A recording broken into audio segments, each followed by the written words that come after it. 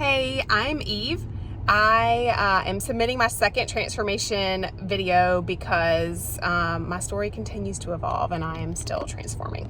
I was in the September 2020 cohort of Macros 101, and I was able to share much of my transformation journey in a recent podcast, which was episode 227, titled Giving Up the Number on the Scale for the Number on the Bar. And that really summarizes much of my Macros 101 journey. Before joining Macros 101, I had done Weight Watchers and Beachbody programs. I set a Weight Watchers goal weight over 20 years ago and have spent much of the last 20 years chasing that number. In 2018, I got back there with Beachbody, and I remember asking my coach, like, what now? With Weight Watchers, there's a maintenance period and I earned a lifetime status. So like what was the equivalent with Beachbody? Do I get to add back more food? And unfortunately the answer was like, no, you just stay at this container level for the rest of forever. And that's just sad. So I quit. And surprise, surprise, I gained all of my weight back.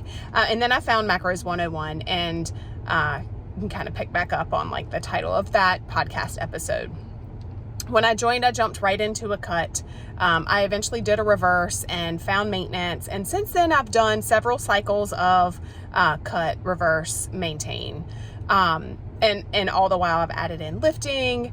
And I think at the end of the day, what I learned from the Biceps After Babies team is really a new way of life. Set with a foundation that like, I am enough.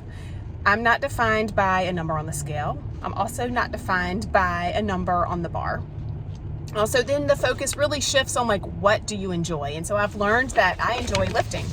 I've learned that I actually don't enjoy writing my own programming. And so I've hired a coach who does my programming for me. And I know that her programming is effective thanks to the stuff that I learned in the different Biceps After Babies programs. I've also learned that my kids are watching, and I hope that I'm able to teach them good habits that prevent them from spending 20 years of their lives chasing a number on the scale because they too are enough. I used to identify as all or nothing. I know now that that's not the case. I don't have to be perfect to get the results that I want. I know that being consistent is what is important. And as long as I continue to show up for myself, I will continue to reap the rewards because I am enough and you are too.